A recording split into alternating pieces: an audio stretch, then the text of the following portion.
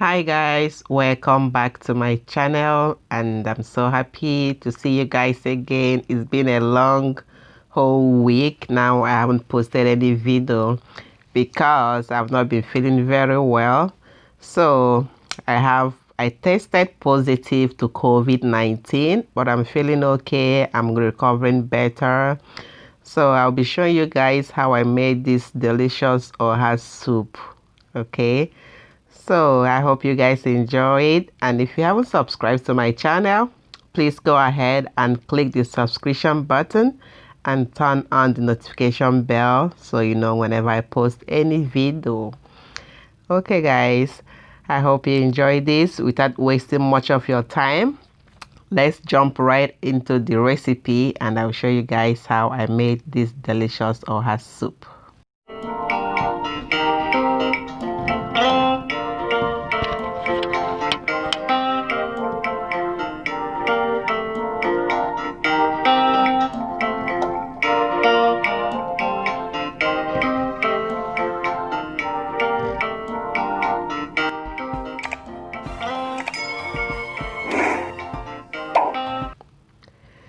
So here I have my stock fish. I already cooked them about 20 to 25 minutes roughly, about that time.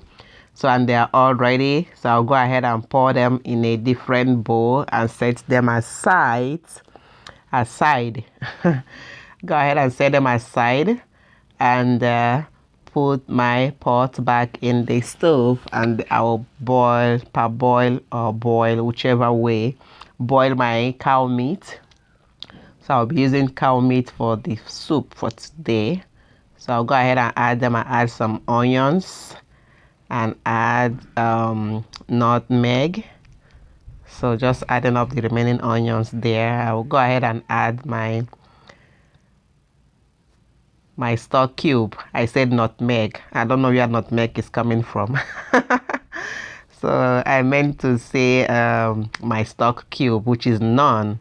So none, nutmeg. So they kind of sound alike. So that's why nutmeg came out of my mouth. So anyway, so add the onions, stock cube, and some salt. I added some spice, which is pepper, because I like when I'm steaming, boiling my meat, I want it to be very spicy a little bit. So I added some red crushed pepper. So I'll go ahead and cover that up to cook. So after about 8 minutes, it's cooked. So looking so nice. So I have those big bones there, because I usually buy a whole cow from the farm and they butcher them, and then we'll have some bones in the meat, of course. So but if you buy from the store, you probably wouldn't have all this bone in your cow meat. So once they are cooked, I set them aside and eat them at my convenience, keep myself busy sometimes. So I'll go ahead and set that aside and continue with my soup. So I'll go ahead and return the stock fish that I already parboiled before, return that into the pot. And at this point, I'll also go ahead and add the water that I'll be using, the quantity. So you can do the same. Go ahead and add any amount of water that you need at this point. So, but sometimes when you're cooking as the time goes on, you might still add more if your soup is getting too thick. But at this point, that's all I will be needing. And I have my smoked fish that I'll be using. I'll be using 2 smoked catfish. And this is my mackerel. You'll be wondering, how come I did not add the mackerel when I was boiling the meat? Don't worry, I'll add that later. And this is my meat, my cow meat. I couldn't wait, the bone. I just started eating it because I was running out of patience.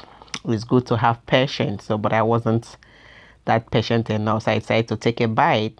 But that one is being a little stubborn. I'll just go ahead and set that aside and continue with my cooking. So after the meat and the stockfish come to a boil, I'll go ahead and add my oil. And today oil, I'll be using the condensed palm fruit, which we usually use for ofe akwu, like when you're making the ofak we used to eat rice. So we usually use this condensed palm fruit, but it's also good when you're making oha soup. It tastes so delicious, honestly. So if you want to give it a try, if you haven't tried it before, just go ahead and give it a try. You will love it.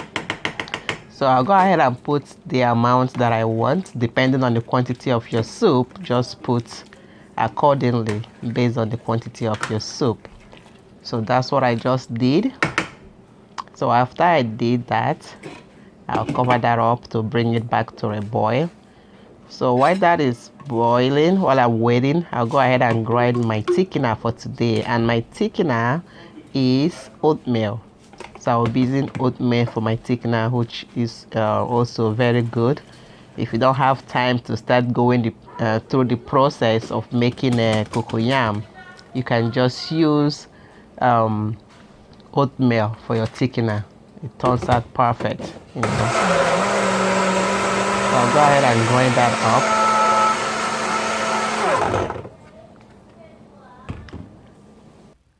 and put that inside my soup that is boiling right now. So good. Look at the color of that soup, looking so colorful, so nice.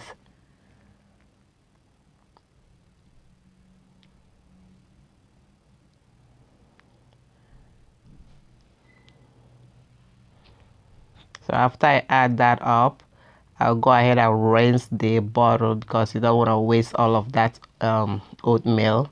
So go ahead and add a little bit of water and rinse that up and bring that back into your pot. So right now this is giving this soup a little more water, but that's okay.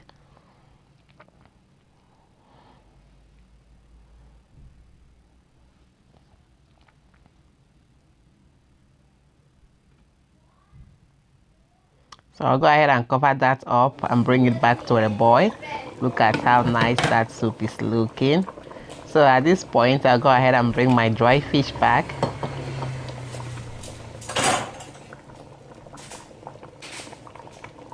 And it's time to add my crayfish. I use quite a lot of crayfish whenever I'm cooking because I use little, stock cube.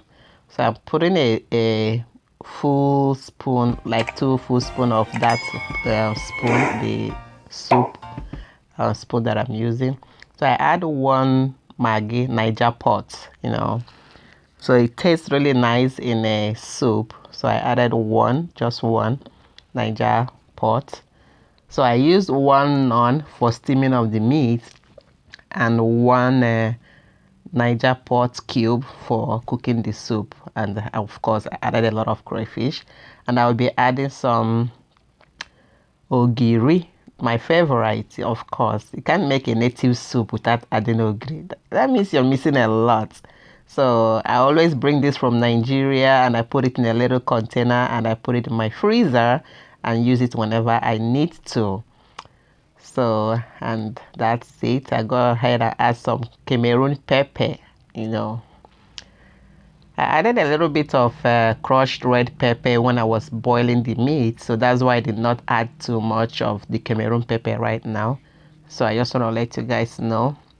So you can add your own pepper to your taste, So at this point, go ahead and add this mackerel.